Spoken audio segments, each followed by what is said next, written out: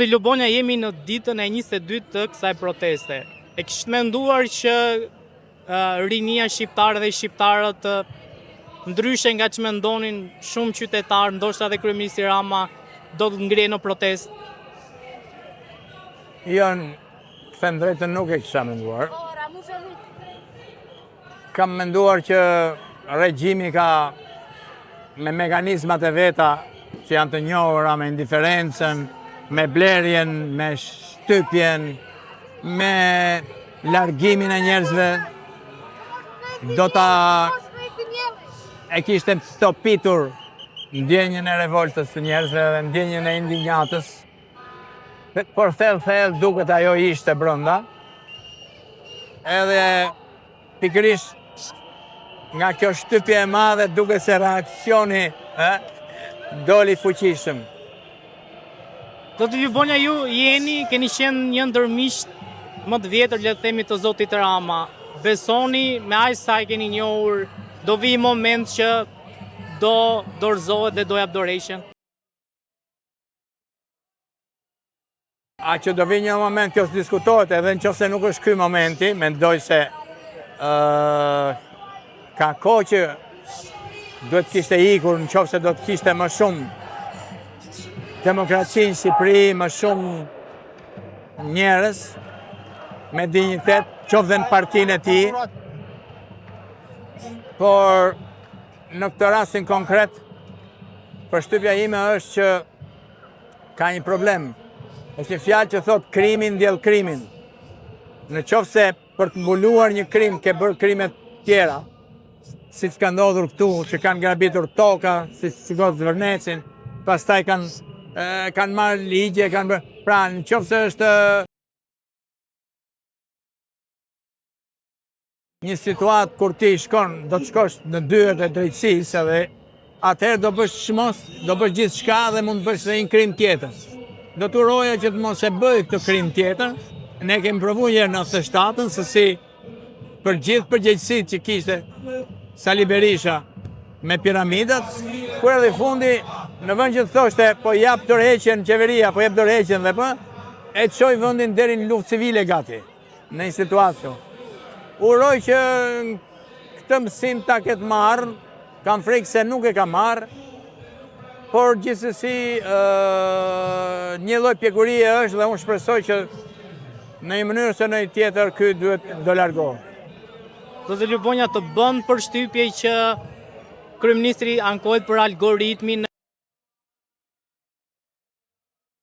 Kjo është gjëja më paradoksale, do thoja, për arsye se nëse e njohim për diçka Edi Ramën, e njohim pikërisht për aftësinë për të kapur të gjitha mjetet e informacionit, e mediat, apo jo, është i vetmi që ka kap televizione më shumë se kushdo tjetër, që nga kombëtarët e tjera. Është i vetmi që në Facebook bëri televizionin e tij, apo jo. Është i vetmi që ka podcastin e tij, apo jo. Që shkon, domethënë, që ministrat i ka zgjedhur me sa like e keni në Facebook. Pra, është njeriu i manipulimit maksimal nëpërmjet rrjeteve sociale dhe i ka kapur.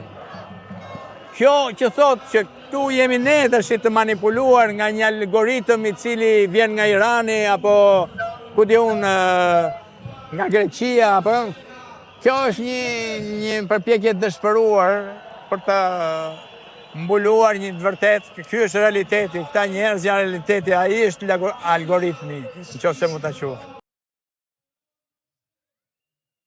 Kjo protestë, zoti Lubonja, përveç se nxori, le të themi, pakënaqësinë e njerëzve në pa, nxori dhe zbuluar dy realitete. I pari ishte realiteti që për herë të parë një protestë kaq të madhe mediat e pasqyruan në ditën e 3 të 4.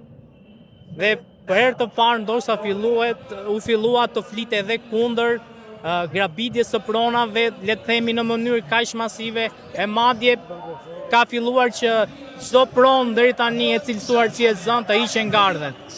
A besoni që këto dyja shënojnë dhe këtë protestë?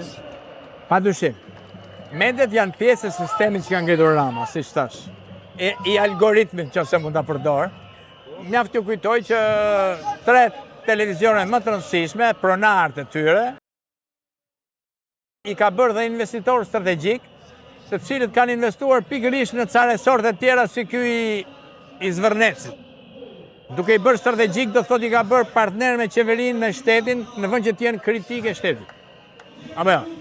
Pra, kjo bojkotoni mediat që ka dalë këtu, vjen nga kjo dhe si shtat ju 3 ditë ata heshtën se menduan që kjo do kaloj. Si s'kanë kaluar shumë gjëra. Pastaj përsa i përket ndjes sepse ishte pyetja e dytë ishte Për pjesën e pronave. për pronat. Për pjesën e pronave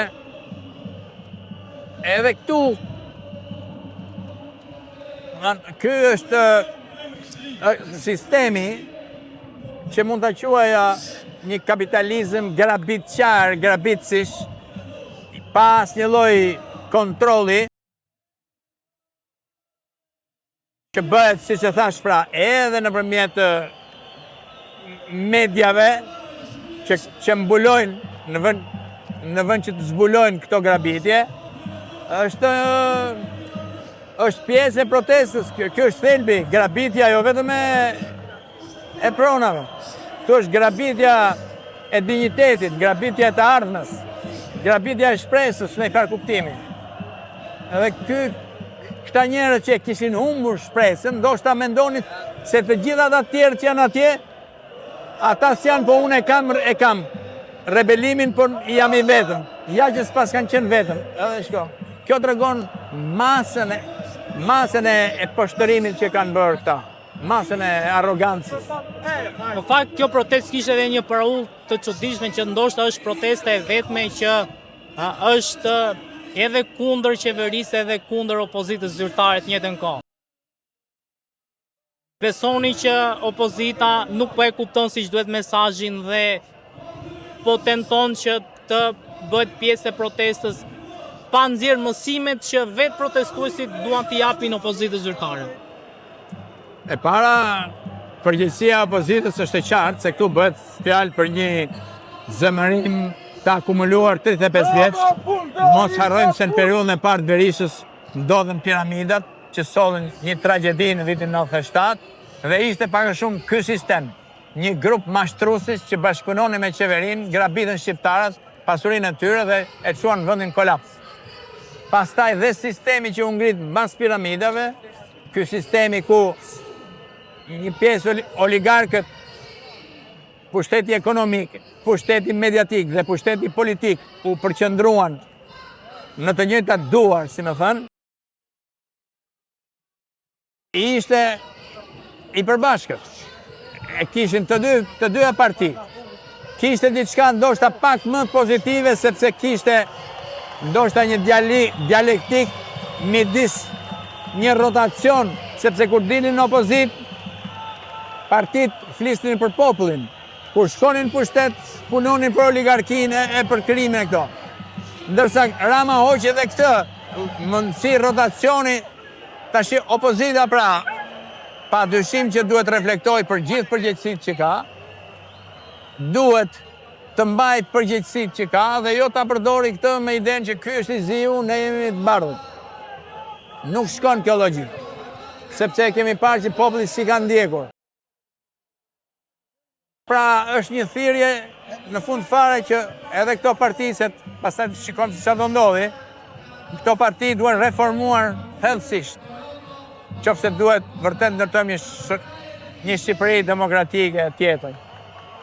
Sa e trish duhet jetë për zotin Rama që erdhi në pushtet duke treguar që Berisha duhet të ikë, e ndërkohë qytetarët kërkojnë që ai të ikë bashkë me Berishën?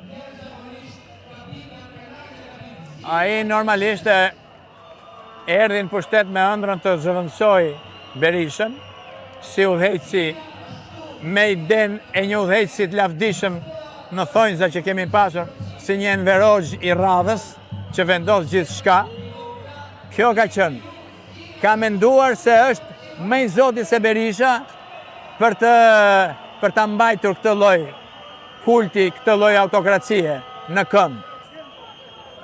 Ja që kjo që po ndodh sot tregon që i ka bërë sapet gabim.